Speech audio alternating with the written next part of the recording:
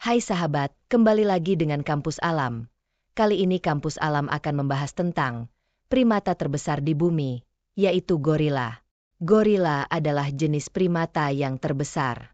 Makanan gorila terdiri dari sayur-sayuran, walaupun kadang juga makan serangga.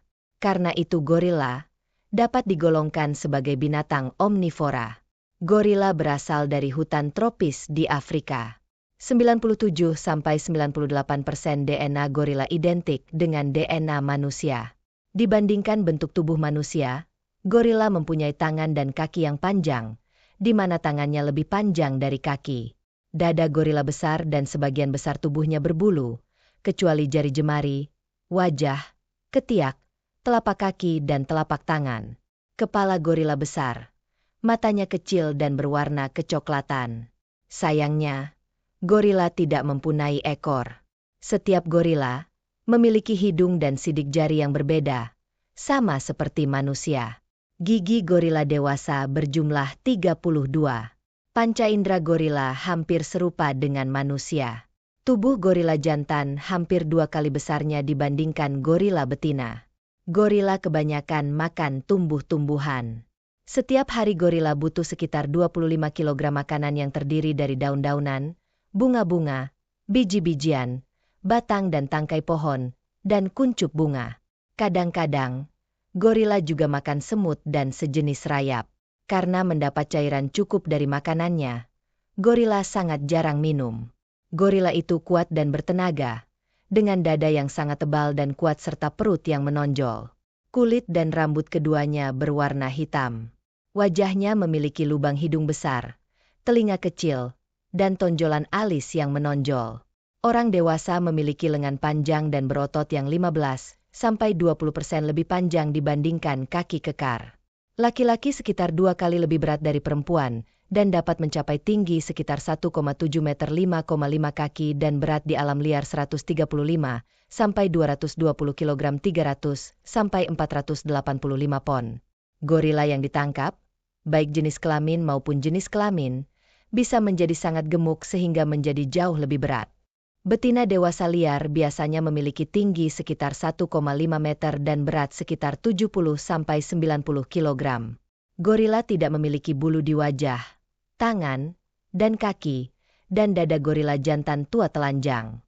Rambut gorila pegunungan lebih panjang dibandingkan 3 subspesies lainnya. Laki-laki dewasa memiliki jambul yang menonjol di atas tengkorak dan pelana rambut berwarna abu-abu atau perak di bagian bawah punggung, karena itulah istilahnya silverback, yang biasa digunakan untuk menyebut pria dewasa. Pelana ini jauh lebih mencolok pada gorila timur, yang berwarna hitam legam, dibandingkan pada gorila barat, yang lebih berwarna abu-abu kecoklatan. Gorila aktif di siang hari diurnal dan terutama di darat. Biasanya berjalan dengan keempat anggota badan dengan sebagian berat badannya ditopang oleh buku-buku jari tangannya. Cara penggerak ini disebut berjalan dengan buku jari, dilakukan bersama dengan simpanse. Kadang-kadang gorila berdiri tegak, terutama saat dipajang. Betina dan anak muda memanjat lebih banyak dibandingkan jantan, terutama karena banyaknya vegetasi yang tidak mampu menopang bobot jantan. Pola makan mereka adalah vegetarian. Gorila timur meliputi daun, batang, dan pucuk, namun gorila barat memakan lebih banyak buah. Gorila umumnya tidak menyukai air, namun di beberapa daerah, seperti wilayah Sangha sampai Endoki di perbatasan Kamerun, Republik Kongo, dan Republik Afrika Tengah, mereka mengarungi rawa setinggi pinggang untuk mencari makan di air. Gorila menghabiskan sebagian besar waktunya untuk mencari makan dan beristirahat. Dengan kelompok tersebut melakukan perjalanan beberapa ratus meter di antara beberapa kali makan setiap hari. Setiap kelompok mengembara melalui wilayah jelajah yang luasnya sekitar 2–40 km persegi 0,77–16 mil persegi, meskipun beberapa kelompok berbeda mungkin berbagi bagian hutan yang sama.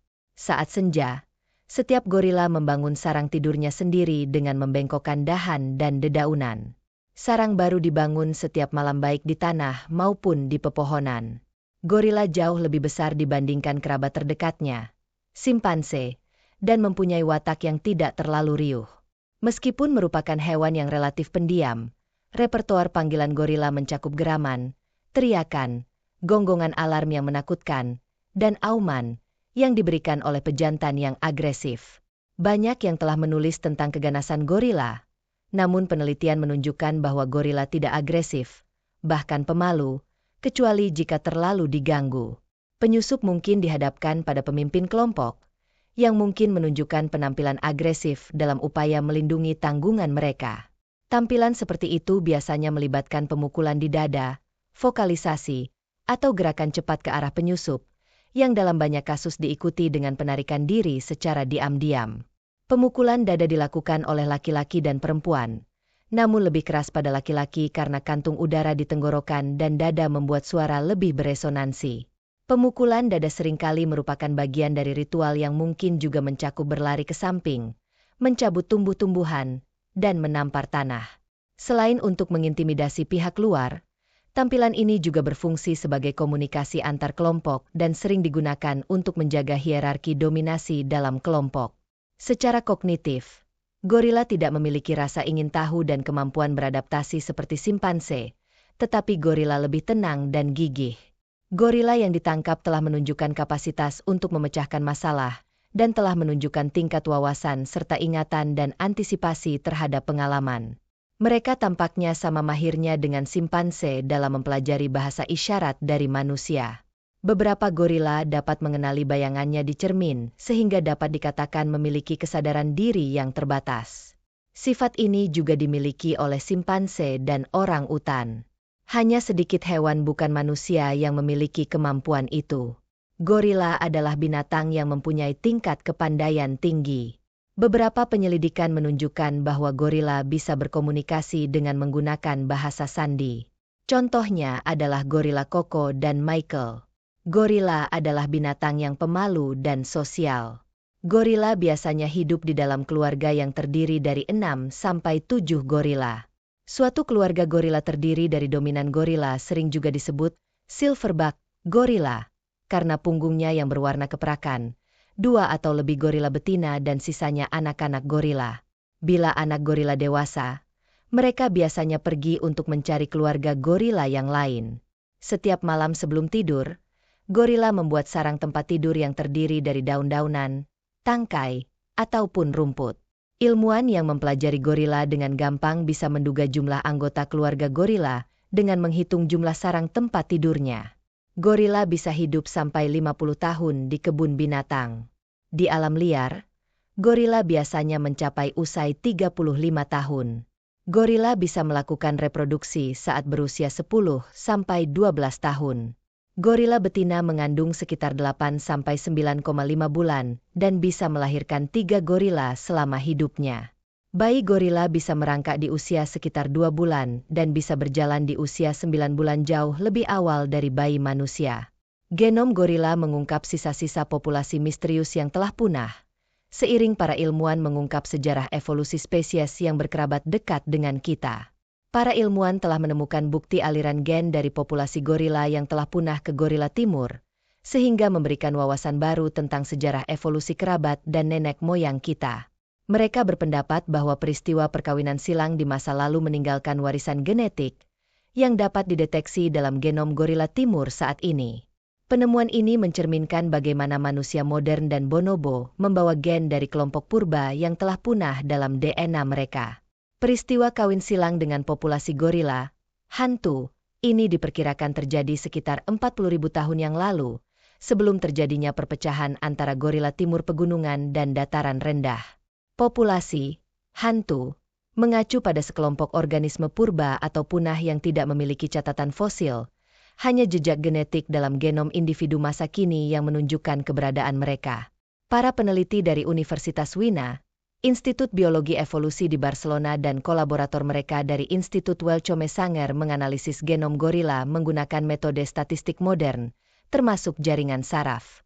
Mereka menemukan sekitar 3% genom gorila timur ini terdiri dari kontribusi DNA akibat perkawinan silang.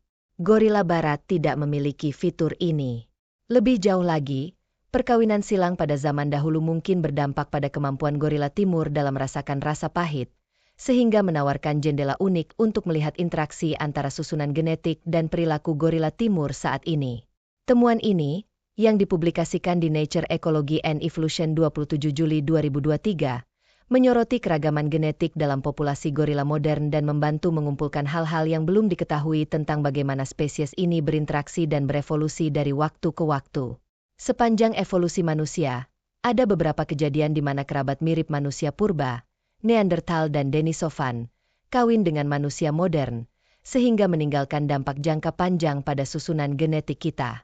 Perkawinan silang serupa juga telah diidentifikasi pada simpanse dan bonobo, dua spesies kera besar lainnya yang berkerabat dekat dengan manusia. Dalam studi baru ini, para ilmuwan mulai menyelidiki apakah perkawinan silang juga terjadi pada gorila, untuk lebih memahami sejarah evolusi mereka. Gorila terdiri dari dua spesies, gorila barat dan timur, yang masing-masing memiliki dua subspesies. Gorila barat mencakup gorila dataran rendah bagian barat dan gorila lintas sungai, sedangkan gorila timur mencakup gorila dataran rendah bagian timur dan gorila gunung yang berkerabat dekat. Gorila menjadi semakin langka di seluruh wilayah jelajahnya, karena kerusakan habitat hutan dan kerusakan yang disebabkan oleh manusia, perburuan hewan besar, dan pengumpulan berlebihan oleh kebun binatang dan lembaga penelitian. Ancaman baru adalah perburuan yang terkait dengan perdagangan daging satwa liar, khususnya untuk pakan pekerja penebangan. Sehubungan dengan gorila timur, itu Persatuan Internasional untuk Konservasi Alam IUCN telah mendaftarkan gorila dataran rendah bagian timur dan gorila gunung sebagai subspesies yang terancam punah. Jumlah gorila dataran rendah bagian timur dan gorila gunung kurang dari 5.000 ekor, sementara populasi gorila gunung yang lebih kecil diperkirakan hanya berjumlah 1.000 individu. Jumlah gorila gunung terus menurun, hilangnya habitat sebagai akibat dari aktivitas manusia, pertanian, penggembalaan, penebangan hutan, dan, baru-baru ini, perusakan habitat oleh para pengungsi.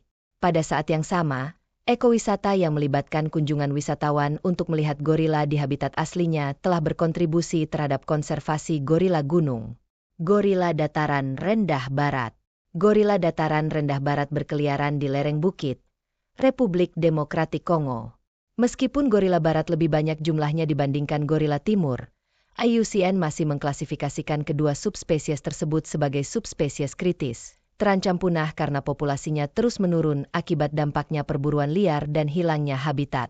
Gorila Cross River mempunyai risiko paling besar, karena gorila dewasa berjumlah kurang dari 250 ekor. Namun perkiraan populasi gorila dataran rendah bagian barat jauh lebih tinggi.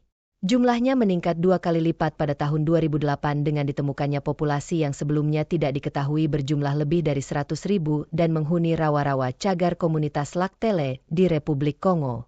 Namun studi ekologi terus mendokumentasikan penurunan populasi gorila dataran rendah bagian barat, turun dari perkiraan 362.000 pada tahun 2013 menjadi 316.000 pada tahun 2018.